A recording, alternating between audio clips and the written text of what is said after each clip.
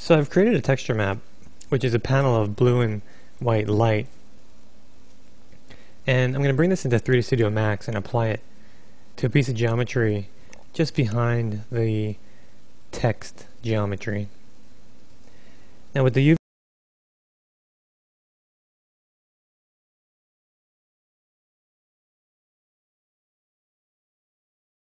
animated light you might see on a billboard in Times Square or in Las Vegas. Now I'm going to go into the track view and look at the keyframes that I set, and I'm going to even them out so that we have a consistent motion. I don't want these lights to accelerate or decelerate. I just want a nice consistent.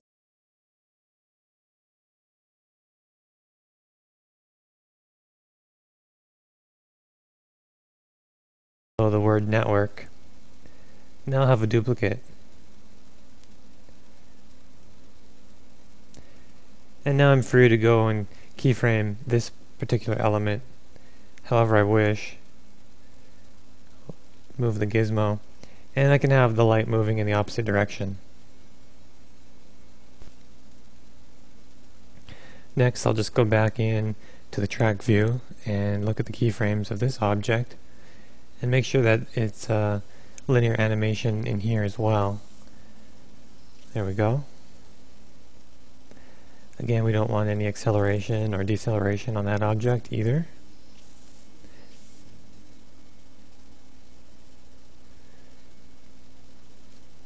And I'm just going to make some final tweaks on the keyframes. We just want the distance and speed of both of them to be about equal. So now I'm going to skip down to the other set of moving lights. I'm going to put two strips in behind this text. Let's concentrate on animating one strip, and then later on we'll go back and copy it. So again, we're going to keyframe the motion of this lighting panel sliding upwards along this plane.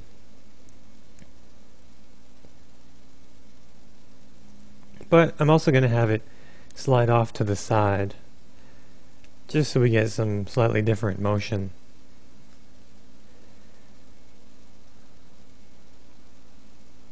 So it's going to appear as though the lights are moving both vertically and then off to the left or right.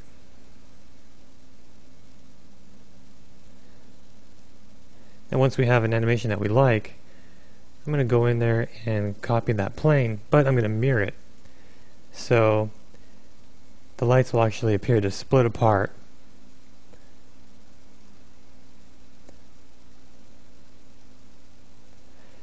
I'm going to try and keep this sign moving a little faster than the main sign at the top. But because the light splits apart, there will be a pause in the animation, and it won't appear constantly busy.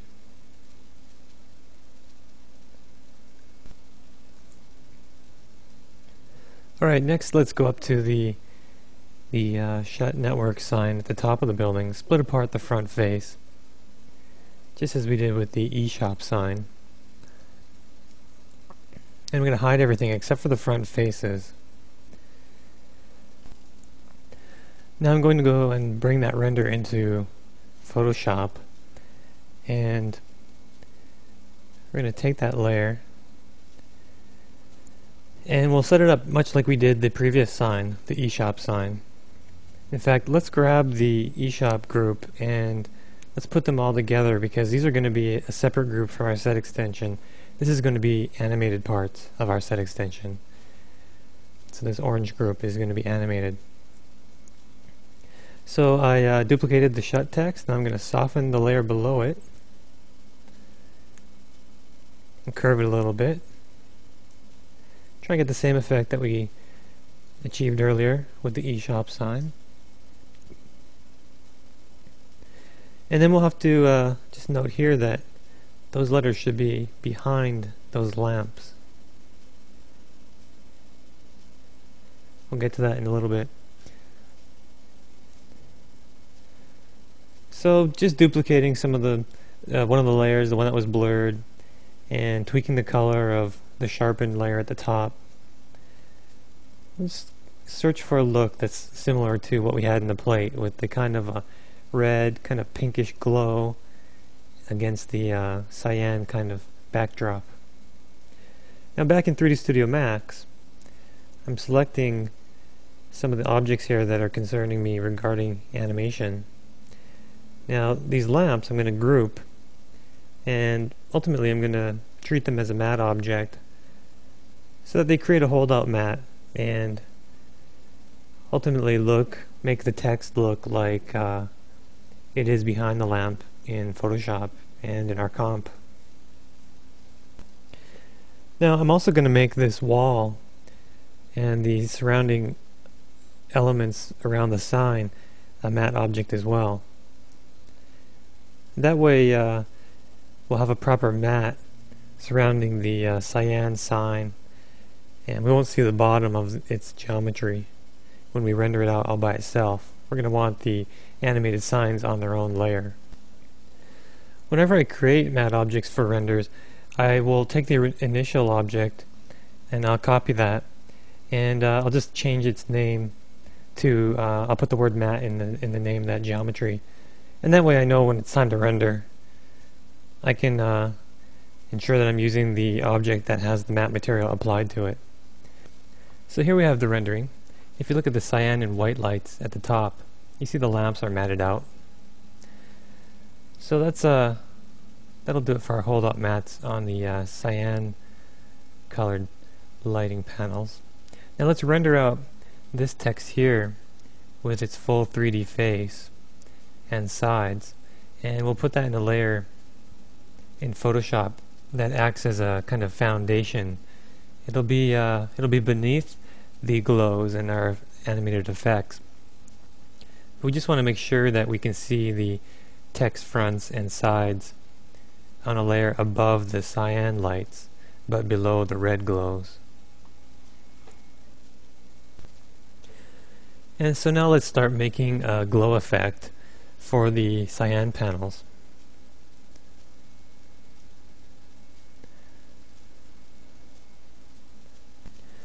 So we're going to follow the same technique in setting it up. We don't want to stray too far from this technique, just because we're going to have to recreate every bit of animated sign in our comp. And the beauty of doing things this way is we only have to render out one animated pass for let's say this cyan sign at the top of the frame. And in our comp we just duplicate that pass, put it on a layer below, just like we were doing here in Photoshop, and then put a certain amount of blur on that pass. And oftentimes if you're not getting enough blur out of one layer, you can simply duplicate those layers and add more blur to some of them, give them a little more transparency or less transparency, and ultimately you can achieve that look that you're going for.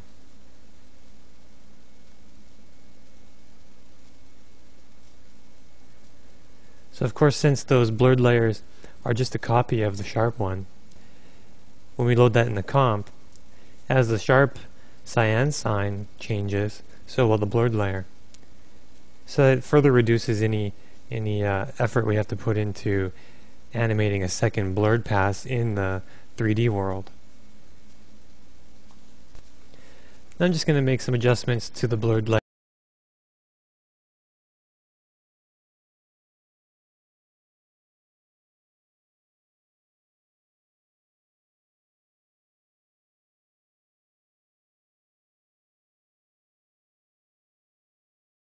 Giving a layer, or generally speaking, how much you're brightening or darkening a layer. I'm going to make another texture map here. This will be a unilluminated pass. I just want the panels without their lights on, and then I'm going to create one that is lit and it has the alpha channel, so where it's black there won't be any information rendered on that piece of geometry. That way we'll be able to see through to a pass that's rendered with the unlit texture, and of course we don't want that unlit texture to be moving around. So now I'm going to go and load them up as shaders. One of the reasons why we want to be able to render just the cyan lights and nothing else is because we're applying a blur to that in our comp. And of course, if we have the neon, we have the cyan light, and we also have a black strip beside it, which is part of the geometry that's not illuminated, then when we blur it, we're going to have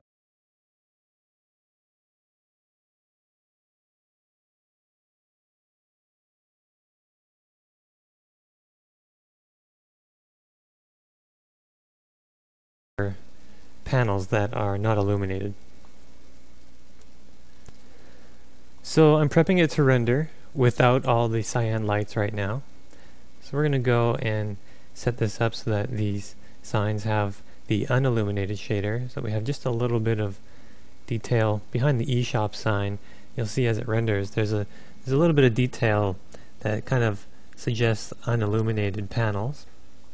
That'll be our foundation layer. And now we'll go into those pieces of geometry and we'll put the cyan only shader on there. So when we render that out, what we'll get is simply our illuminated cyan panels, the cyan parts to the panels, but not the panels, and everything else is matted out, including the lamps.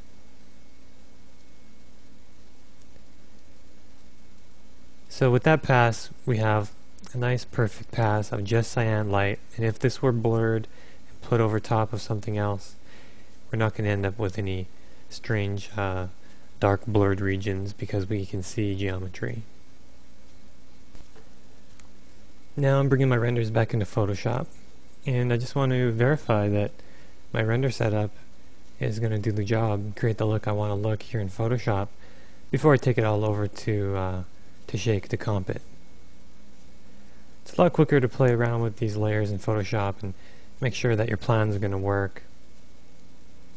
Once you get the look established here, then it's pretty easy to mimic it all in Shake. And I'm just going to soften this and tweak the color of the Shut Network sign. Make it a little more pink.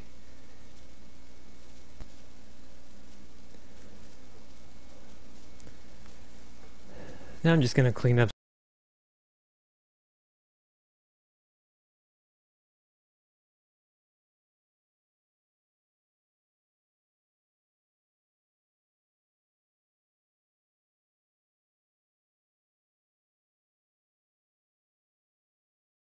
If we color code everything based on whether it's a still set extension, moving plate, or an animated part, it'll be a lot more obvious as to what type of organization we need in Shake. So let's go ahead and make all the yellow our still set extensions. We'll make the orange our animated parts, and the green is going to be our plate. Typically I keep the red reserved to layers that I just need to have off when I go to a comp. So now I think the top of this building is still in need of a lot of attention. Right now I'm going to just quickly go in and give it a soft mask and tweak the hue and see if I can get something that makes it look like the lighting is a little bit cooler.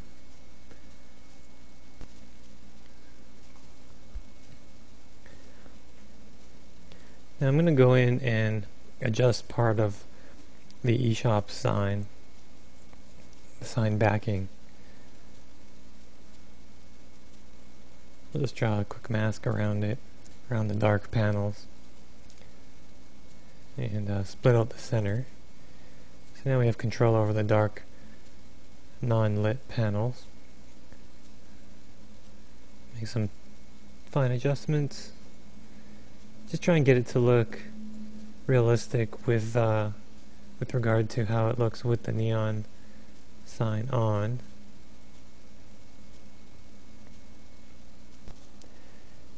And now maybe what we need to do is darken down the tops of the spires and the antenna on the top of the building.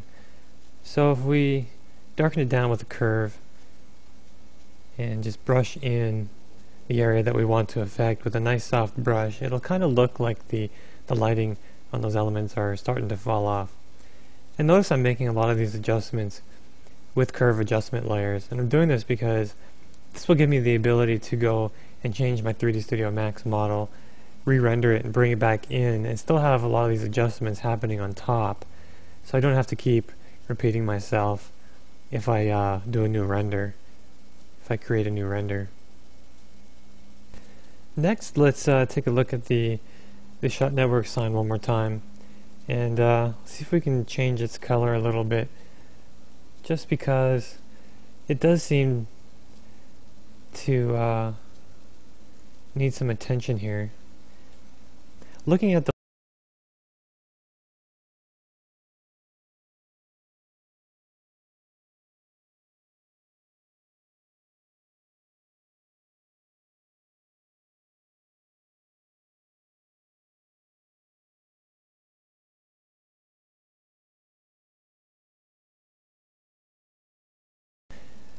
bright kind of highlights on some of these letters, just so they don't look as perfect as a CG render normally does.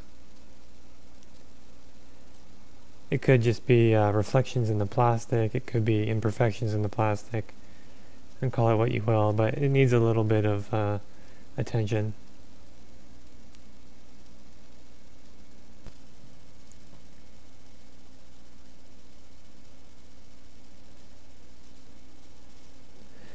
So now I'm going to take a look at the plate and see what happens underneath these signs when the light shines up on them. If we zoom in, we can see at the bottom of that sign here, there's a bunch of different values, and we don't have that in our CG extension here. So I'm going to just go in and break this up. We got a little bit of the highlight, a little bit of texture, but we need just a lot more imperfection to happen here. Just freehand paint it in, and again, this is like 368% zoom, so it doesn't have to be that tight. Really just breaking up the larger areas of flatly lit geometry. So next I'm going to look at the top right corner of that "Your Network at Work" sign. And I think if we flash it a little bit and give it a little more color, a little more red, then it might look a little more realistic.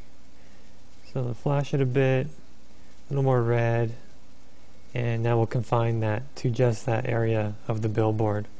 I'll go in and use a nice soft brush on this and just kind of brush in that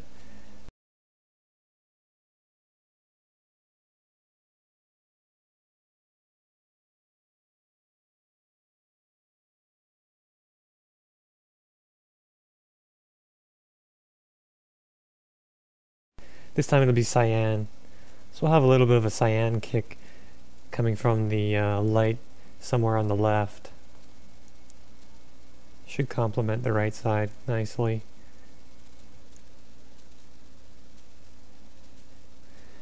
There, now the top of our billboard isn't so evenly lit and kind of neutral in color, and now it's got some punch, just like the rest of the very colorful plate has. Now this box on the top left of the roof definitely stands out as being CG. Its lighting needs to match the rest.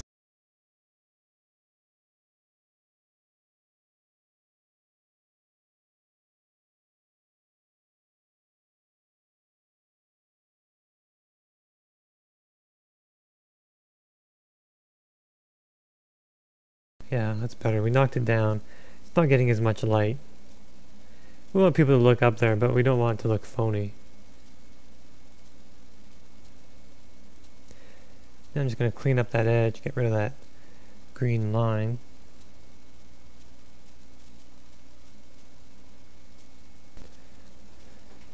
Now looking at the entire composition, I think we need to add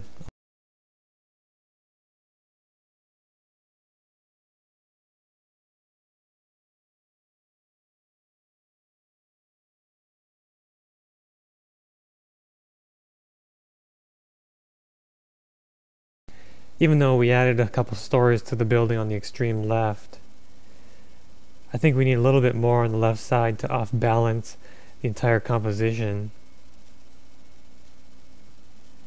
We don't want things to be too symmetrical. And since the building and the plate is dictating where it should be positioned in our final shot, then we're kind of stuck with it being in the center. Now, of course, we could offset the composition a little bit, like we did with the lake towers in the other lecture. However, since this is the focal point, the shot network sign is the focal point to the whole shot, it actually does feel appropriate for it to be right on center stage. Now I'm creating these spotlights up in the sky with a similar technique to that I used for all of the glowing lights and glowing signs in the scene. And that is, taking one layer and duplicating it, blurring some of those layers, and changing the color of some of them. These spotlights typically have a slightly brighter, slightly whiter core, and then they bleed out to a darker blue, and the dark blue can be very, very soft edged, especially as it recedes upwards up into the sky. It becomes very soft. So I'm just trying to mimic that look that you often see in Hollywood or wherever you might have spotlights shining up into the sky. And once I create one, I'll duplicate it, and I'll set up a couple positions for where I think they look good here in Photoshop. And since they're created on their own layer, I'll be able to animate them swaying back and forth in the composite.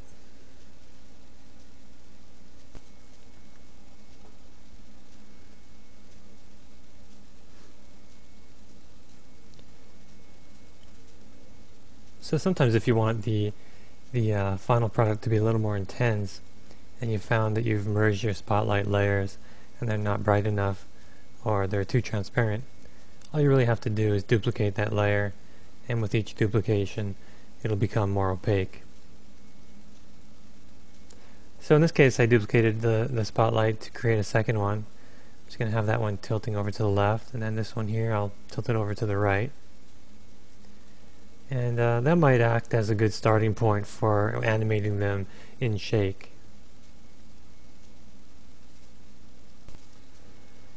So now let's take a look at some of this text behind the yellow.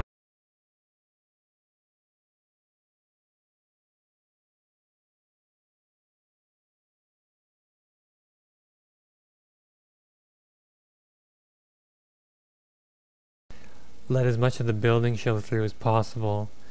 And let's go in there and paint some letters out.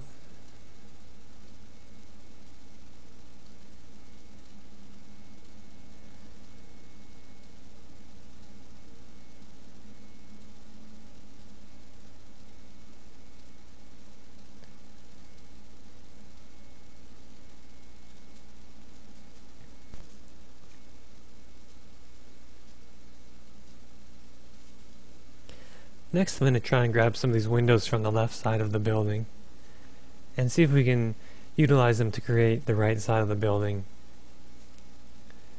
behind the yellow sign. You can see that the perspective is off a little bit when we mirror it. We're going to try and line things up with the green lines.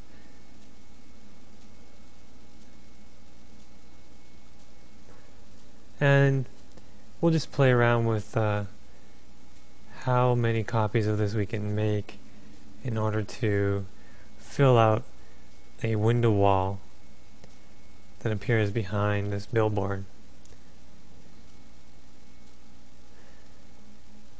Now ultimately I have the option of adding another billboard in beside this big yellow one, so that might be able to save me a little bit of work in creating this entire wall full of windows. Right now I'm just going to concentrate on getting this top strip complete. We'll chop out all that neon stuff.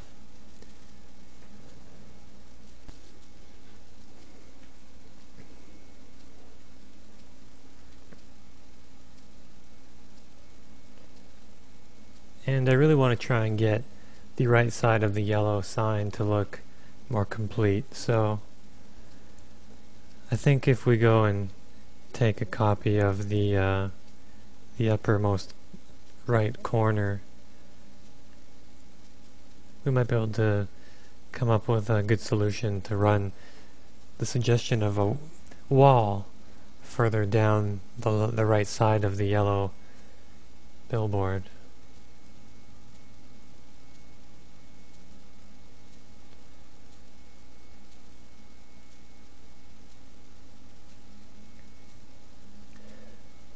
So with a couple duplicates, it might be a bit bright, but I can darken that down later on.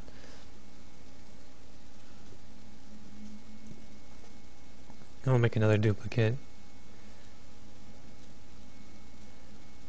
And one more. So now when we duplicate these in this manner, you tend to end up with lines that look parallel instead of converging in perspective like they should. So what I'm going to do is I'm going to go in and merge those all together, merge those layers together, and then I can distort them with transform to make them line up to our green lines in perspective. Now completing this wall on the right is very much the same exercise as you've seen before, so I'm going to skip ahead in time, and you'll see that I've added an orange billboard, and overall it just makes the wall look a lot more complete. Now what I'm doing is making a copy of our CG layer, and I'm going to put a little bit of a noise and a little bit of a blur on top of that noise. What that's going to do is it's going to give that CG a little bit of texture, just like we see in the plate. The walls in the plate have a little noise or some type of stone texture. It's rough, but it doesn't look like large film grain. So that's key. Just a bit of texture in those two boxes on the rooftop. You can also see that I've changed the model up a little bit near the shut network sign. Just here below the letters you can see a few ribs in the wall right where the lamp meets the wall. And as well I just went and finessed the max model with regard to the spires and the antenna on top of the roof. All that stuff with the same techniques that you've seen in the previous lectures. Really the only thing that's changed is a little bit of the design. The technique's the same. Now I'm just trying to make the box look a little less evenly lit. So let me show you quickly a little bit of the process behind creating some of these billboards. So to create this one, I just went and took a couple photos of my cell phone and put them together as a billboard type of graphic. Now, same thing with this model. I have a model of a Corvette, so I took it outdoors and shot it in some ambient light, and as well I took my laptop outside and shot that on my balcony. Using all these, you can create your own custom billboards, and sometimes that's what's necessary if you're advertising for a fictional company in a feature film. In this instance, we have a lot of shut networks advertisements, so I took the liberty of going and making billboards for this hypothetical company. Now I'm just revisiting this section between the billboards. It looks like maybe the black values are a little bit dark, so that area below the Corvette, I'm just going to flash it a bit and try and get the truss system in there to look like it's hazed back a little farther than the building to the left of it. Next,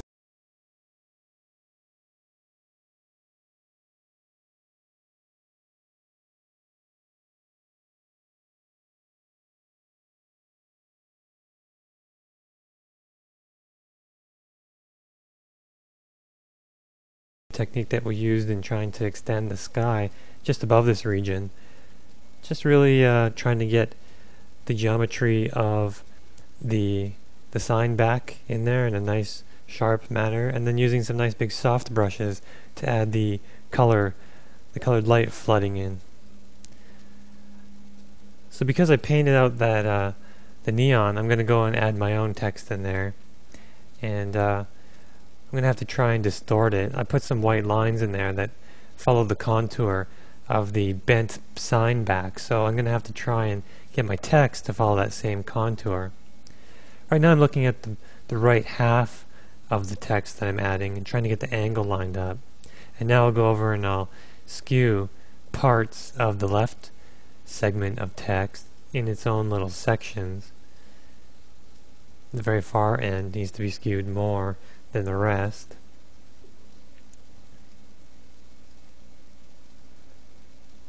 Overall, it just requires a couple minutes to get this perspective correct on this 2D text.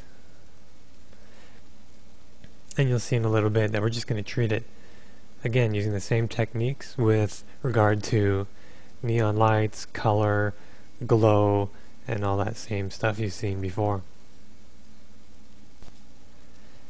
Now this sign in the plate, I guess because it's green, it has a lot more noticeable chromatic aberration. If you look at the rightmost letter in the green sign, you see that it bleeds off to a blue, and then there's even a kind of a pink or a magenta ring around that blue ring. And these are referred to as chromatic aberrations. They're flaws that you get in both film and digital plates. And what I'm going to try and do here is I'm going to try and add similar flaws to my green neon lights. I'm going to do that after I soften some of the multiple layers of this text, just to get that little bit of a glow look.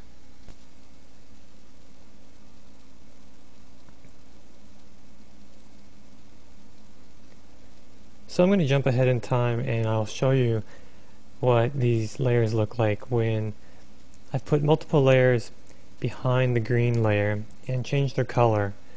I want the colors to correspond to the blues and the magentas that we see in the plate photography surrounding the green text. What I'm going to do too is I'm going to sample that kind of magenta color and I'm going to go and brush it in certain areas. It looks like by judging the text in the plate that the magenta is mainly found to the right and just a little bit above all of the text. Now I'm just going to add a little fork and a spoon, probably neon, just to suggest that this is a place that has good food.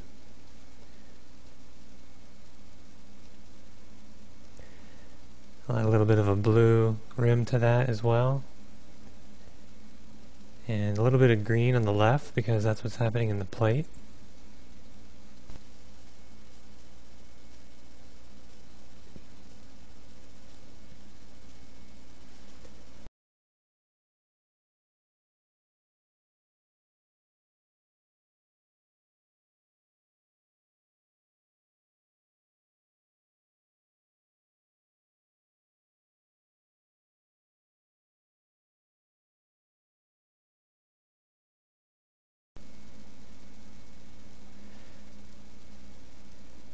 We'll detail in a little bit more blue glow.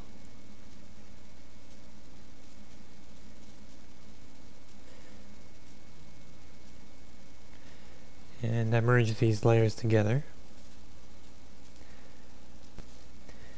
Now if we apply just a little bit of a blur to this layer, it should help some of the color to merge into each other, appearing a little more realistic.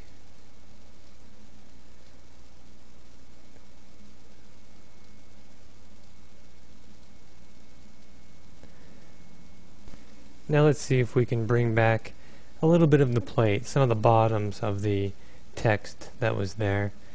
There's a few dark edges, not a lot, not too noticeable, but just something that adds a few tones below this newly added text. And finally we'll just mat the end of it behind the tree. Make sure that the green text does not look like it's in front of the tree. And that'll about wrap it up for this chapter.